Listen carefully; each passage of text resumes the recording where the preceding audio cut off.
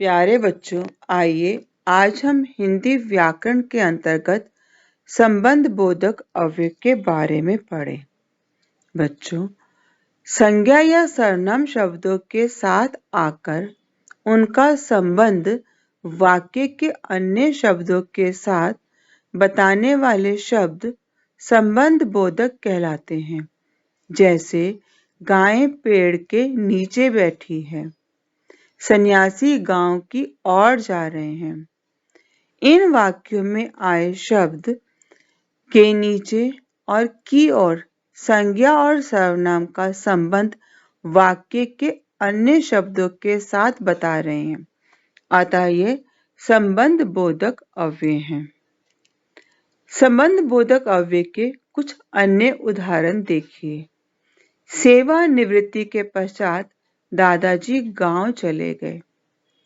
तुलसीदास जी के समान कोई दूसरा हिंदी कवि नहीं हुआ। ईश्वर के यहाँ देर है अंधेर नहीं। विकास की जगह दिनेश को क्रिकेट टीम का कप्तान बनाया गया। इन वाक्यों में आए शब्द के समान, के पश्चात, के यहाँ, की जगह इन वाक्यों में आए संज्ञा शब्दों के साथ उनका संबंध बता रहे हैं, अतः ये संबंध बोधक अव्यय के उदाहरण हैं। बच्चों, संबंध बोधक अव्ययों का प्रयोग करने से उनके अर्थ में कुछ भिन्नता आ जाती है, अतः अर्थ की दृष्टि से संबंध बोधक अव्यय कुछ इस प्रकार के होते हैं। जैसे कालवाचक, के बाद, के पश्चात, के उपरांत, के आगे, के पीछे, के पहले। ये ऐसे अव्यय शब्द हैं जो वाक्यों में आने के बाद उस वाक्य में बताई गई बात के काल को यानी समय को बताने वाले हैं। इसी प्रकार स्थानवाचक के अंतर्गत देखिए, के नीचे, के ऊपर, के समान, के पीछे, के आगे, के पास, से दूर, के निकट आदि। ये ऐसे संबंध बोधक अव्यय हैं जो वाक्य में प्रयुक्त की गई संज्ञाओं के बारे में बता रहे हैं कि वो किस स्थान पर हैं।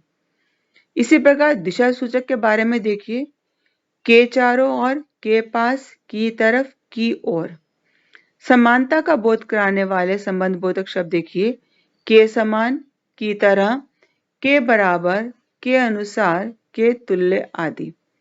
विरोधवाचक ऐसे संबंध बोधक शब्द हैं ये जो इस बात को बताने वाले हैं कि जिनके साथ उनका प्रयोग किया जा रहा है वो उसके विरोध को बताने वाले हैं।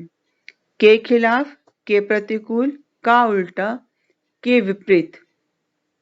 व्यतिरेकवाचक यानी भाव को बताने वाले हैं, के सिवाय, के बिना, के बगैर, के अतिरिक्त, की बजाय, के अलावा आदि। संग्रहवाचक तक, भर, पर्यंत आदि। साधनवाचक के जरिए, के सहारे, की जगह पर आदि।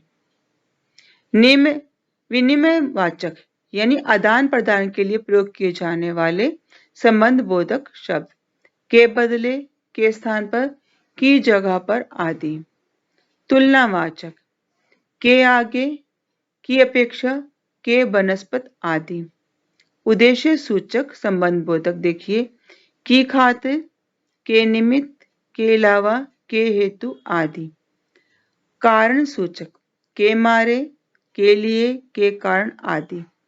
संबंध सूचक के संग, के समेत, के से साथ आदि। यहाँ आए गए प्रत्येक संबंध सूचक शब्द जो थे वो वाक्य में प्रयोग करने के बाद अर्थ में भिन्नता ला देते हैं और स्पष्ट करते हैं कि वो किस विशेष अर्थ का बोध कराने वाले हैं। आइए संबंध बोधक शब्दों के प्रयोग के बारे में देखें। प्रयोग की दृष्टि से संबंध बोधक अव्यय 3 प्रकार के होते हैं। संज्ञाओं की विभक्ति के साथ आने वाले संबंध बोधक जैसे के मारे, के बगैर, के उपरांत, के ऊपर, के पास आदि। घर के अंदर कोई है। श्याम की अपेक्षा राम अधिक बुद्धिमान है। इन वाक्यों में आए संबंध बोधक अव्यय के अंदर की अपेक्षा वाक्यों में प्रयोग किए गए संज्ञा शब्दों का वाक्य के अन्य शब्दों के साथ संबंध बता रहे हैं और साथ ही ये ऐसे अव्यय हैं जो विभक्ति के साथ प्रयोग किए गए हैं। आगे देखिए, बिना विभक्ति वाले संबंध बोधक जैसे पीछे, भर, पर्यंत, तक, समेत आदि। मैं शाम तक घर पहुंचने की कोशिश करूंगा। राम, सीता और लक्ष्मण सहित वन को गए। यहाँ आए गए अव्यय शब्द तक तथा सहित ऐसे अव्यय शब्द हैं जिनके साथ कोई विभक्ति चिन्ह नहीं लगा, लेकिन ये ऐसे अव्यय हैं जो वाक्य में आए अन्य शब्दों का आपस में संबंध बता रहे हैं। आइए अब जरा देखें दोनों प्रकार से आने वाले संबंध बोधक, अर्थात ऐसे संबंध बोधक अव्यय जो दोनों तरह से इस्तेमाल किए जा सकते हैं, विभक्ति के साथ और बिना विभक्ति के, जैसे द्वारा या के द्वारा, बिना अथवा के बिना आदि। उसे पत्र द्वारा सूचना दे दी गई है। इसे इस प्रकार भी लिखा जा सकता है, उसे पत्र के द्वारा सूचना दे दी गई है। अगला वाक्य देखिए, गुण बिना कोई सम्मान नहीं मिलता अथवा गुण के बिना कोई सम्मान नहीं मिलता।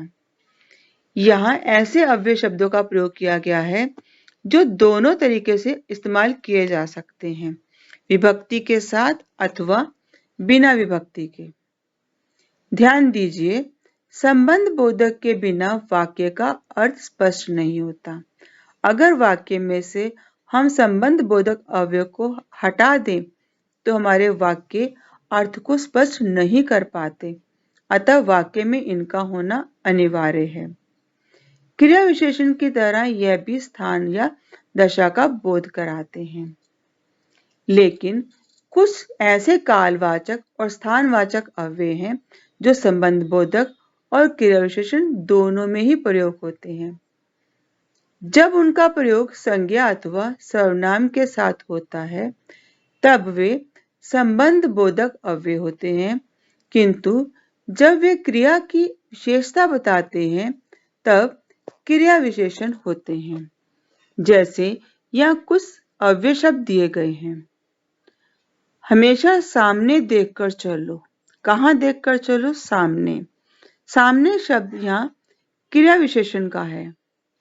मेरे घर के सामने पार्क है। मेरे विद्यालय के सामने पार्क है। यहाँ विद्यालय और पार्क के अंतर आया गया संबंधवाचक शब्द के सामने संबंध बोधक का उदाहरण है। तुम आगे बढ़ो क्रिया विशेषण का उदाहरण है। जंगल के आगे बस्ती है। जंगल और बस्ती में संबंध को बताने वाला शब्द है और यह आगे के आगे के शब्द का प्रयोग किया गया है और ये विभक्ति सहित प्रयोग किए जाने वाला संबंध बोधक शब्द है। इसी प्रकार अन्य उदाहरण देखिए। ऊपर बैठ जाओ। पहाड़ी के ऊपर मंदिर है। लड़का भीतर घुस गया। दोनों व्यक्ति बैंक के भीतर घुस गए। रमेश नीचे खड़ा है। बिल्ली मेज के नीचे बैठी है।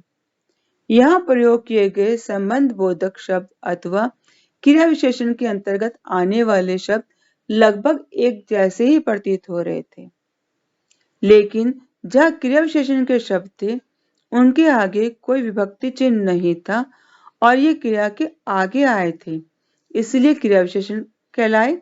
लेकिन जब इसी प्रकार के अव्यय शब्द विभक्ति के साथ आए और संज्ञा और सर्वनाम जैसे अन्य शब्दों के साथ वाक्य में संबंध जोड़ने का काम कर रहे थे, तब ये संबंध बोधक कहलाए। आइए जरा संबंध बोधक का अभ्यास कार्य करें। निम्नलिखित वाक्यों में प्रयुक्त संबंध बोधक अव्यय छांटकर अलग कीजिए। दोस्ती की खातिर रमेश कुछ भी करने को तैयार है।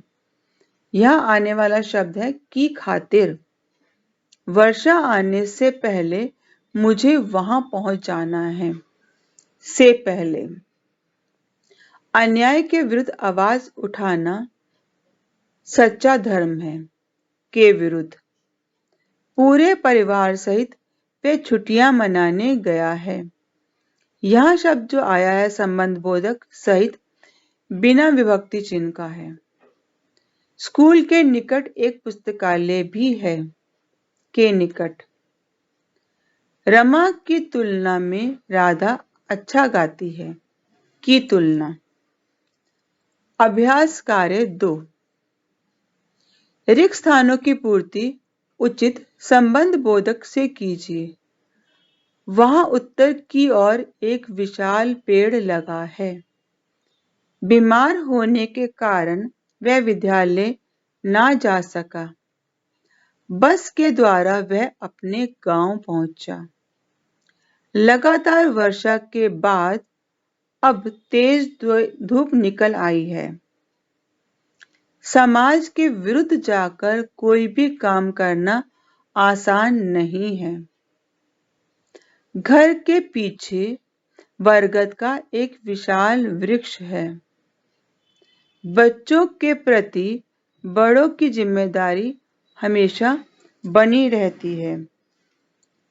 अभ्यास कार्य 3 निम्नलिखित संबंध बोधक अवयव से सार्थक वाक्य का निर्माण कीजिए।